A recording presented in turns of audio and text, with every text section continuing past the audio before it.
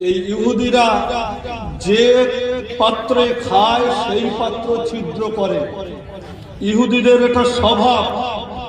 যদি কেউ অল্প পড়াশোনা করে থাকেন সেটা তার ব্যক্তিগত ব্যাপার, তবে ইহুদিদের সম্পর্কে যে যত বেশি পড়াশোনা করেছেন তিনি ভালো জানবেন। ইহুদিদের কাজ হলো যে পাত্র খাবে সেই পাত্রটা ছিদ্র করবে। এরা যখন মদিনাতুল মুনাওয়ারায় রাসূলুল্লাহ সাল্লাল্লাহু আলাইহি ওয়াসাল্লামের সঙ্গে সন্ধি করল, যেটাকে মদিনার সনদ বলা হয়, স্বয়ং রাসূলুল্লাহ সঙ্গে বসে সন্ধি করল। সেই সন্ধি করার পরে এরা আজকে ফিলিস্তিনবাসীদের উপরে যে অত্যাচার করছে, এরা শুধু ফিলিস্তিনবাসী নয়, আমাদের প্রিয় নবীকে হত্যার ষড়যন্ত্র এ ভয়ঙ্কর জাতি করেছিল। এমনকি রাসূল করিম সাল্লাল্লাহু আলাইহি ওয়াসাল্লামকে একটা দেওয়ালেতে তারা বড় বড় পাথর তুলে সেই পাথর দিয়ে চাপা দিয়ে মেরে দেওয়ার পরিকল্পনা করেছিল এ ভয়ঙ্কর জাতি। আমরা জানি আল্লাহর পক্ষ থেকে সেই গায়েবী খবর এসেছিল বলে, আল্লাহর পক্ষ থেকে গায়েবী খবর আসার কারণে নবী সাল্লাল্লাহু আলাইহি ওয়াসাল্লাম নিজের জুতা খুলে তার সঙ্গী সাথীদেরকে রেখে কাউকে কিছু না বলে ওই জায়গা থেকে রাসূলুল্লাহ চলে গিয়েছিলেন। যখন সাহাবীরা এদিক ওদিকে তাকাচ্ছেন যে নবীজি কোথায়, পরবর্তীতে রাসূল অন্য সাহাবীদেরকে খবর পাঠালেন যে ভয়ঙ্কর জাতি আমাদের সঙ্গে গাদ্দারি করেছে, আমার হত্যা করার জন্য আমাদের পিছনে যে দেওয়ালটা আছে দেওয়ালে পাথর তুলে রেখেছে। আমি ঘটনা বলতে চাইনি, আমার বলার উদ্দেশ্য হলো আপনারা যার বিরুদ্ধে সোচ্চার হবেন, এটা কোনো মুসলমানের ব্যাপার নয়। ইহুদি সম্প্রদায় এমন ভয়ঙ্কর সম্প্রদায়, এরা কোনো ধর্ম বোঝে না, এরা মানবতা বিরোধী। এদের কাজ হলো মানবকে শেষ করা। ওরা সংখ্যায় কম। আসলে ফিলিস্তিনবাসীরা ওদেরকে যে জায়গা দিয়েছিল এটা হচ্ছে সবচাইতে চরম ভুল। কিন্তু তাদের দুঃখ দেখে, তাদের দুর্দশা দেখে কোনো যখন দেশ তাদের ঠাঁই দিচ্ছিল না, সেই সময় ফিলিস্তিনবাসী, জেরুজালেমবাসী সকলের সিদ্ধান্ত নিয়ে ওদেরকে বসার একটু জায়গা দিল। যেমন দেখবেন কুকুরকে ঘৃণা করলেও আপনি একজন মানুষ হয়ে একটা লেংটি কুত্তা যদি রাস্তায় কষ্ট পায়, কেউ যদি পাথর মেরে রক্ত বার করে দেয়, আপনি কুকুর বলে তাকে তুচ্ছ তাচ্ছিল্য করে না চলে গিয়ে তাকে হয়তো একটু পানি দিলেন, একটু খাবার দিলেন, তাকে একটু ছায়াতে নিয়ে গেলেন। কুকুর হলেও আপনি তাকে দেখেন, কারণ আপনার ভিতরে একটা মানবতা দরদি আছে, একটা প্রেমিক প্রাণের একটা দরদ আছে আপনার, যে একটা প্রাণী নষ্ট হয়ে যাবে এটা আপনি চান না। ঠিক ওইরকম জেরুজালেমবাসী তথা ফিলিস্তিনবাসী এই ভয়ঙ্কর জাতিকে দরদ দেখিয়েছিল, আর সেই দরদ দেখাবার কুফল আজকে তাদের ভোগ করতে হচ্ছে। আমরা তাদের হয়ে এখান থেকে লড়াই করব না, শুধু সোশ্যাল মিডিয়া তথা বিভিন্ন প্ল্যাটফর্মের মাধ্যম দিয়ে আজকে বিভিন্ন দেশে সব পৌঁছে যায়, যার কারণে তারা এটুকুও জানবে যে অন্তত ভারতবর্ষ বলে একটা জায়গার, পশ্চিম বাংলা বলে একটা স্টেটে তার একটা ক্ষুদ্র জায়গা, বিশেষ করে নামও ব্যাপক ফুরফুরা শরীফ। এই ফুরফুরা শরীফের পীরজাদা আলহাজ তোহা সিদ্দিকী হুজুর কেবলার ডাকে আমরা সকলে সমবেত হলাম। অন্তত তাদের কাছে এইটুকু মেসেজ পাঠাতে চাচ্ছি যে আমরাও তোমাদের বিপদে দুঃখে দুঃখী, তোমাদের বিপদে আমরা সমব্যথী। এই বলে আমার ছোট্ট ক্ষুদ্র বক্তব্য সমাপ্ত করলাম।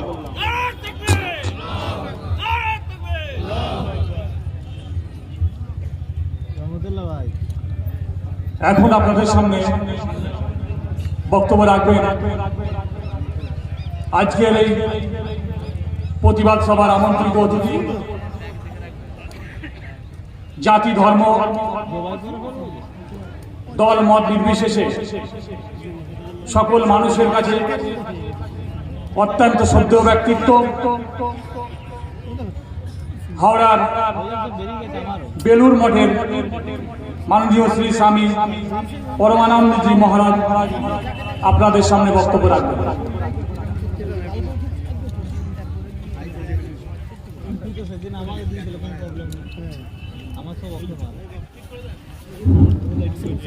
আজ এই ফুলপুরাছড়ি, যেটা ভারতবর্ষের বৃহত্তম একটা ধর্মীয় কেন্দ্রস্থল, এই ধর্মীয় কেন্দ্রস্থলে আসতে পেরে আমার খুব ভালো লাগছে।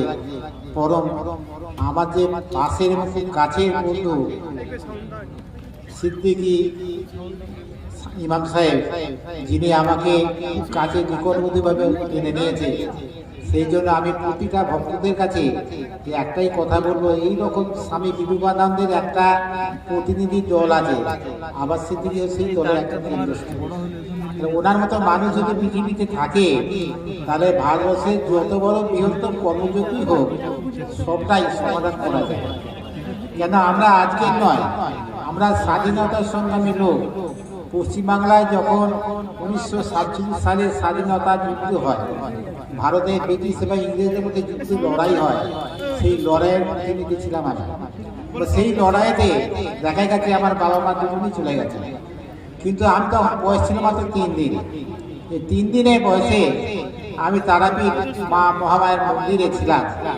আমার ইসলাম বোন, যার নাম ছিল আমিনা বিবি, তিনি আমাকে মানুষ করেছিলেন। 5 বছর তার কাছে মানুষ হয়ে আমি বেলুড় মঠে রামকৃষ্ণ মিশনে পরম শ্রেষ্ঠ গুরু ওনার কাছে আমি আশ্রিত হই। সেখানে লেখাপড়া শিখে ডাক্তারি পাস করে পশ্চিমবাংলার সেবা করার জন্য আমি ওনাকে একটা কথাই বলেছিলাম, ভারতের মানুষ কাঁদছে, তাদের চোখে জল পড়ছে, তাদের চোখের জল মোছানোর জন্য আমি ভারতের প্রতিনিধি হয়ে আসতে চাইছি। তখন উনি আমাকে নাম লিখলেন রয়্যাল বেঙ্গল টাইগার। বলে তুমি ভারতবর্ষের রয়্যাল বেঙ্গল টাইগার হবে। আজ এই পশ্চিমবঙ্গের সর্বোচ্চ জেলায় আমি ভাইস প্রেসিডেন্ট, সর্বধর্মের মধ্যে আমি বিরাজমান। কিন্তু আমি দেখি মানুষের দুঃখে, মানুষের পাশে যদি এইরকম আসা যায়, তাহলে অনেক শান্তিপ্রিয় পথ পাওয়া যায়। আজকে যে ইসরায়েল বা ইরাকে বিশালভাবে গোষ্ঠীতন্ত্র করেছে, অসংখ্য নিরীহ মানুষকে হত্যা করেছে, এটা একটা বর্বরতা যেন কিছু নয়। ঠাকুর বলতেন, যারা হিংসা করে তারা বর্বর জাতি, তাদেরকে ধ্বংস করার জন্য স্বামী বিবেকানন্দ একটা আহ্বান দিয়েছে যে ওঠো, জাগো, এগিয়ে এসো। যুব সম্প্রদায় এবং যুবতী সম্প্রদায়কে এগিয়ে আসতে বলেছে। কেন? তোমরা যদি এগিয়ে আসো, তাহলে ভারতে এমন কিছু জায়গা আছে, যেই জায়গার সমস্ত ধ্বংসকে নিরীহভাবে আমরা সংরক্ষণ করতে পারবো। সেই জন্য ঠাকুর দুটো কথা বলেছেন, কালো মাকড়সা জিলিপি।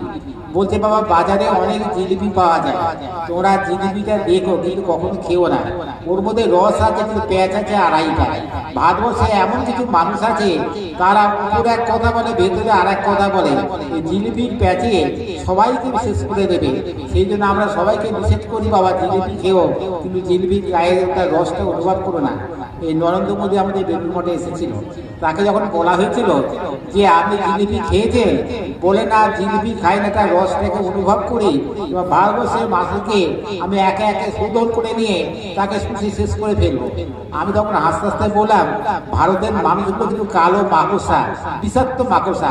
এরা যদি একবার কামড় দেয়, আপনি কিন্তু সেই জায়গা থেকে সরে যাবেন। সেই কালো মাকড়সার নাম শুনে উনি বলছেন যে আপনি মহারাজ এরকম কথা কেন বলছেন?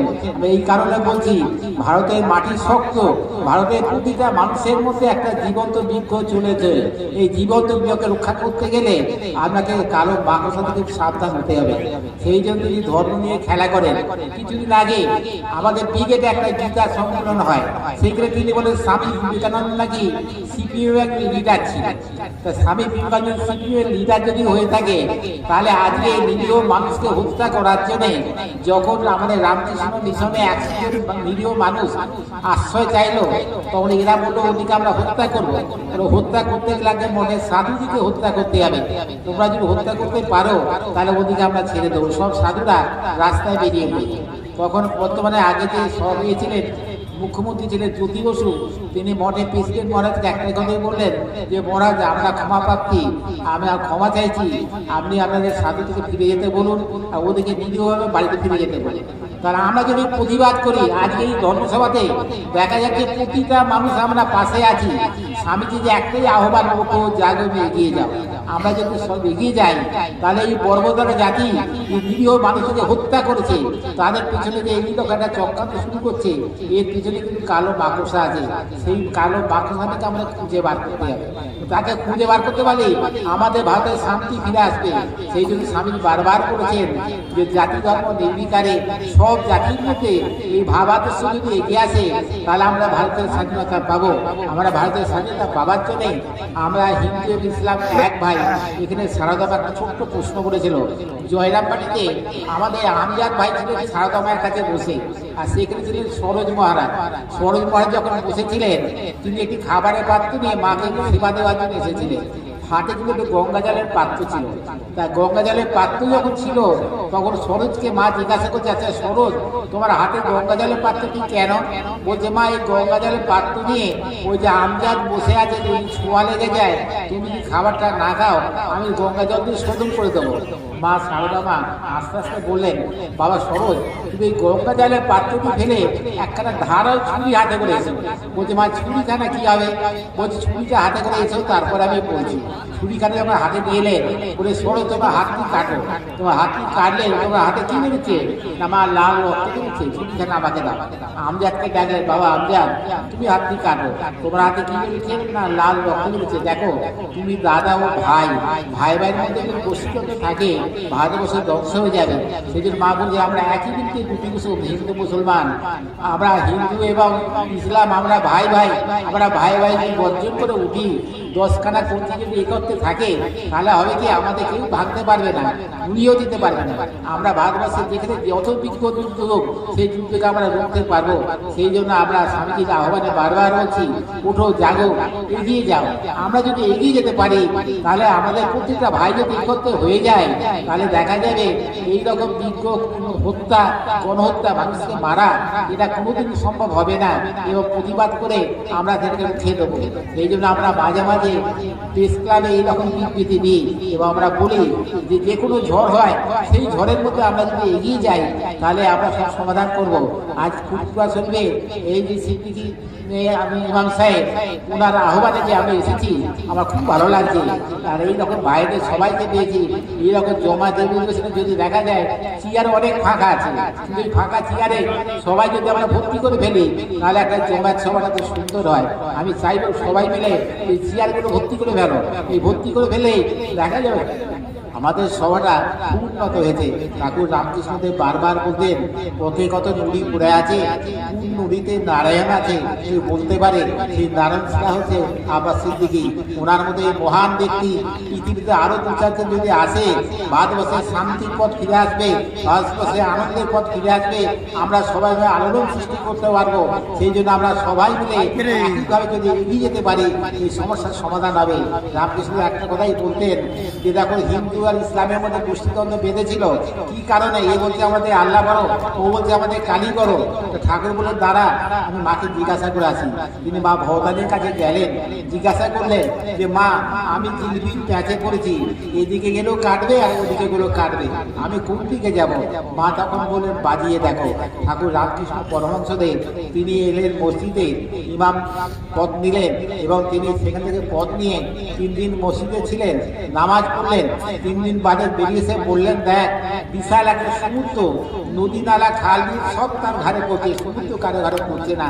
তোরা যাকে আল্লাহ বলছিস সেও আমার মা, তোরা যাকে কালী বলছিস সেও আমার মা। ঈশ্বর একজন, ঈশ্বর হচ্ছে মানব। এই মানব জাতি যদি আমরা একত্রে উঠে জেগে উঠতে পারি তাহলে ভারতবর্ষের স্বাধীনতা ফিরে উঠবে। সেই জন্য আমরা বারবার বলি উঠো জাগো এগিয়ে যাও, তোমাদের পাশে আমরা সব সময় আছি, সব সময় থাকবো। যখনই ডাকবে তখনই আমাদের সাড়া পাবে। এই বলে আমি বক্তব্য শেষ করে হরিবোল দর্শক।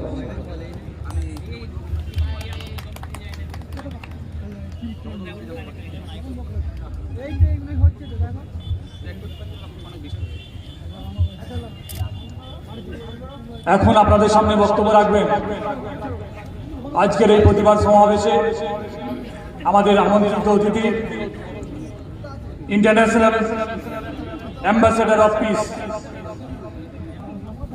অবসরপ্রাপ্ত অধ্যক্ষ ডন বস্কো স্কুলের মাননীয় doctor bishop Peter Alok Mukherjee মহাশয়।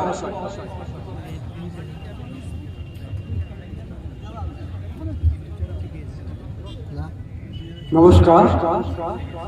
ঈশ্বরকে ধন্যবাদ দিই, সিদ্দিকী সাহেবকে ধন্যবাদ দিই, মহারাজকে ধন্যবাদ দিই, সাহেবউদ্দিন এবং আলাউদ্দিনকে ধন্যবাদ দিই যে আজকে তাদের জন্য আমি এই অনুষ্ঠানে আসতে পেরেছি। আমার খুব ভালো লাগছে। আমি যখনই শুনলাম যে এটা একটা প্রতিবাদ সভা, আমি কিন্তু সঙ্গে সঙ্গে বললাম হ্যাঁ আমি আসবো।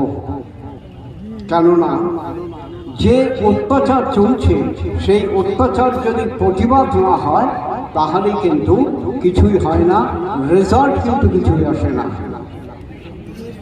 আমাদেরকে প্রতিবাদের মধ্যে দিয়ে এগিয়ে যেতে হবে, কেননা আমরা মারামারি হানাহানি কাটাকাটি করতে পারবো না, কিন্তু যে মারামারি হানাহানি এবং কাটাকাটি হচ্ছে তার বিরুদ্ধে আমরা প্রতিবাদ করতে পারবো, আমরা রাস্তায় নামতে পারবো এবং একত্রিত হয়ে আমরা কিন্তু এর প্রতিবাদ করতে পারবো। দেখুন, আমরা হিন্দু হই, মুসলিম হই, খ্রিস্টান হই, জৈন হই, শিখ হই, যাই হই না কেন, আমাদের মধ্যে যদি মনুষ্যত্ব না থাকে তাহলে সেই ধর্ম ধারণ করে বা সেই ধর্ম রেখে কোনো লাভ হয় না আমি মনে করি। কেননা সকলের উপরে কিন্তু মনুষ্যত্ব, এবং এই মনুষ্যত্ব নিয়ে কিন্তু আমরা এগিয়ে যাব। আজকে যেসব ভাই বোনেরা এখানে এসেছে তারা কিন্তু মনুষ্যত্ব আছেই বলে কিন্তু তারা এসেছে, এবং আমাদের মধ্যে যদি মনুষ্যত্ব না থাকে তাহলে কিন্তু আমরা কোনো কাজ করতে পারবো না। দেখুন, যারা এই হানাহানি মারামারি সহযোগিতা করছে সে আমেরিকা এবং সে ইংল্যান্ডবাসী, তারা কিন্তু খ্রিস্টের অনুগামী। বাইবেলে বলেছে প্রতিবেশীকে নিজের মতো ভালোবাসো, কিন্তু তাদের ধর্ম কোথায় গেল? কারণ তাদের মধ্যে কোনো মনুষ্যত্ব নেই। ধর্মই যদি আমাদের মধ্যে মনুষ্যত্ব না এনে দেয় তাহলে সেই আমি মনে করি সেই ধর্ম রেখে বা এগিয়ে নিয়ে যেতে আমাদের কোনো লাভ হবে না। তাই শুধু ফুরফুরা শরীফেই নয়, আমি মনে করি যে গোটা ভারতবর্ষ তথা পৃথিবীতে এই প্রতিবাদ হওয়া উচিত, এবং আমাদেরকে সকল ধর্মের পক্ষে কাঁধে কাঁধ মিলিয়ে এগিয়ে যাওয়া উচিত, যাতে এই নৃশংস কাণ্ড আমরা যাতে বন্ধ করতে পারি। কত মাদের, কত বোনেদের, কত শিশুদের, কত পিতাদের হত্যা করা হচ্ছে, এই হত্যা যেন আমরা বন্ধ করতে পারি। এবং আমি ইউনাইটেড নেশনের সদস্য হয়ে আমি কিন্তু সবাইকে জানিয়েছি এবং আমি বলেছি যে এটা যদি এখনই বন্ধ না হয় তাহলে কিন্তু গোটা দেশে নয়, গোটা রাজ্যে নয়, গোটা পৃথিবীতে কিন্তু আগুন জ্বলে যাবে। কেননা লোকে কিন্তু আর প্রতিবাদ করবে না এমন হয় না, তারা কিন্তু চুপচাপ বসে থাকবে না। সুতরাং আসুন, আমরা ধর্ম দেখবো না, আমরা মনুষ্যত্ব দেখবো। কাকে কি করা হচ্ছে দেখবো না, যারা করছে এবং যাদেরকে করছে, যারা করছে তাদের বিরুদ্ধে আমরা লড়বো এবং যাদেরকে করছে তাদের পাশে থাকবো, তারা যে কোনো ধর্ম হোক না কেন। এবং এইভাবে প্রত্যেকটা প্রতিবাদ সভায় আমরা এগিয়ে যাব যাতে এই হত্যাকাণ্ড বন্ধ হয়। ধন্যবাদ। অসংখ্য ধন্যবাদ আমাদের মাননীয় ডাক্তার বিশপ পিটার অলোক মহাশয়কে। আমাদের মধ্যে উপস্থিত হয়েছেন ফুরফুরা দরবার শরীফের আওলাদে মুজাদ্দিদ জামান পীরজাদা হযরত মাওলানা হুরাইরা সিদ্দিকী সাহেব। উনি আপনাদের সামনে সংক্ষিপ্ত বক্তব্য রাখবেন।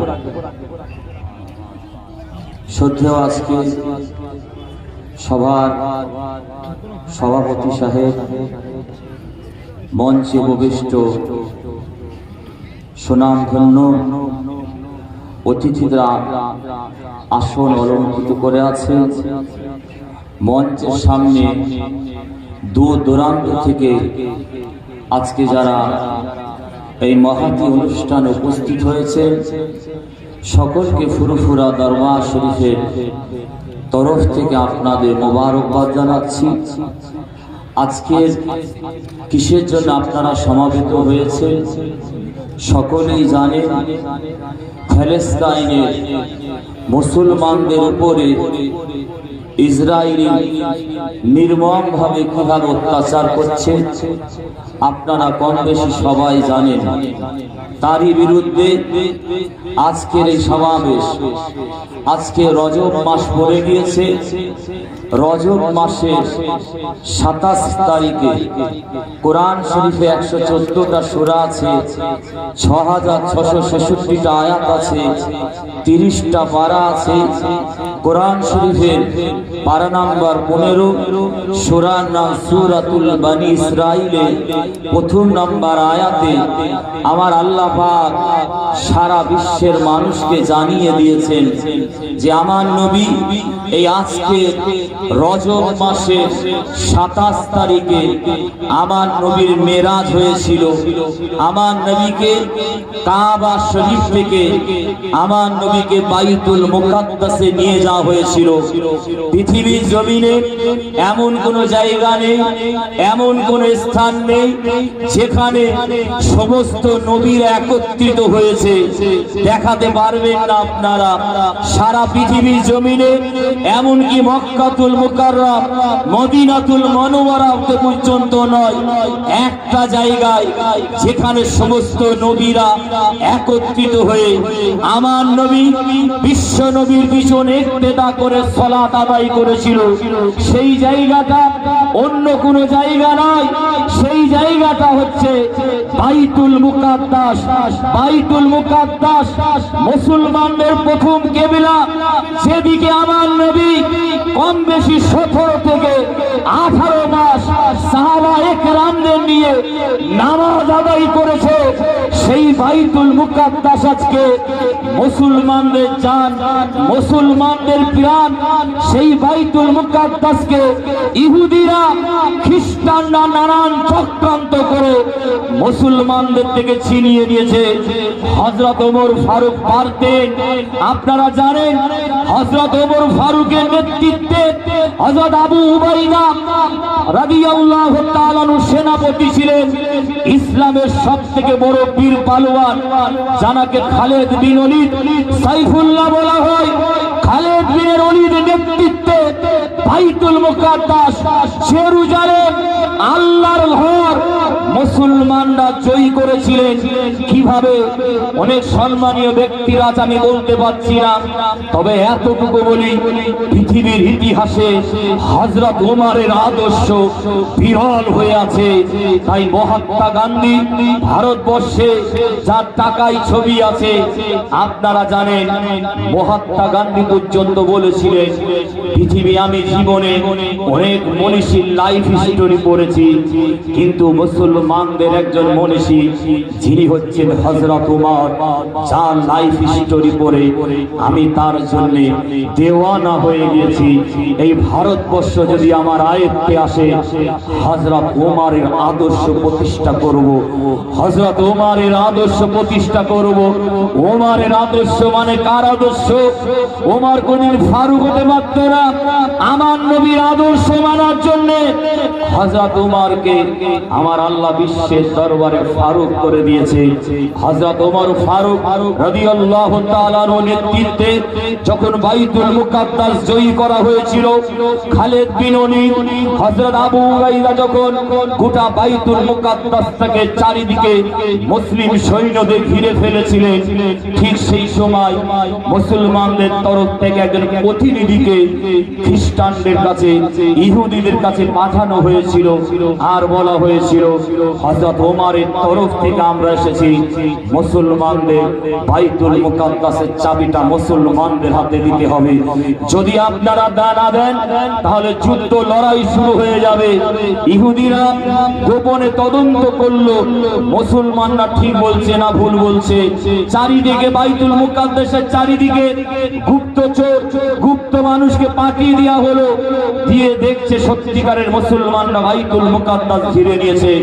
তখন ইহুদিরা ষড়যন্ত্র করে বলেছিল বাইতুল মুকাদ্দাসের চাবি আমরা দিতে পারি, তবে একটা শর্ত আছে। কি শর্ত? সেই শর্তটা হচ্ছে হযরত ওমর ফারুককে মদিনার জমিন থেকে বাইতুল মুকাদ্দাস আসতে হবে। হযরত ওমরের হাতে আমরা বাইতুল মুকাদ্দাসের চাবিটা দিয়ে দেবো। মদিনা শরীফে খবর এসে গেল হযরত ওমর ফারুক মদিনার মসজিদের নববীতে আলোচনা শুরু হলো। সবাই বলল, আমির মুমিনিন আপনি যাবেন না, ইহুদিরা হচ্ছে সবথেকে নিকৃষ্ট জাতি পৃথিবীতে, এরা আপনাকে শহীদ করে দিতে পারে। যদি আপনি একান্ত যান তাহলে মদিনার জমিন থেকে সবথেকে বড় বড় শক্তিশালী সৈন্য কমান্ডারকে নিয়ে যান। হযরত ওমর আওয়াজ দিয়ে বলেছিলেন, তোমরা কি নবীর কথা ভুলে গেছো? নিমাল মাওলা ওয়া নিমান নাসির, আমার নবী বলেছে যারা আল্লাহর হয়ে গিয়েছে আল্লাহর সাহায্য তাদের সঙ্গে আছে। ওমরের সঙ্গে কাউকে যেতে হবে না। একটা ঘোড়া নিয়েছে, সাথে গোলাম নিয়েছে, আর কিছু সফরের জিনিসপত্র কাঁধে নিয়ে ঘোড়ার উপরে ওমর ফারুক বসেছেন। গোলাম লাগামটা টেনে নিয়ে যাচ্ছে গোলাম যাচ্ছে গোলাম। ওমর ফারুক দেখলেন গোলামের শরীর থেকে ঘাম বেরোচ্ছে। গোলাম উদ্ধার করিয়ে দাও। উদ্ধার করিয়ে দেওয়া হলো। হযরত ওমর ফারুক নিজের ঘরের চাকর গোলামটাকে মুখের উপরে বসিয়ে দিয়েছেন। আর ওমর ফারুক হুজুর বিশ্বের তৃতীয় খলিফা মুঠের লাগাম, ঘোড়ার লাগামটা টেনে টেনে নিয়ে যাচ্ছে। কিছুটা যাওয়ার পরে আবার হযরত ওমর ফারুক দাঁড়ালেন, গোলামকে নিচে নামিয়ে দিয়েছেন। ঘোড়ার উপরে, উটের উপরে ওমর ফারুক হুজুর বসেছেন। এরকম করে করে মদিনার জমিন থেকে বাইতুল মুকাদ্দাসে যখন পৌঁছেছিল, হযরত ওমর ফারুক ঘোড়ার লাগামটা ধরে আছে, আর উটের উপরে, ঘোড়ার উপরে ওমর ফারুকের বাড়ির গোলামটা বসে আছে। ওই সময় বাইতুল মুকাদ্দাসে ইহুদিরা, খ্রিস্টান ধর্মের মানুষেরা সবাই কাতারে দাঁড়িয়ে আছে সেলিব্রিটি করার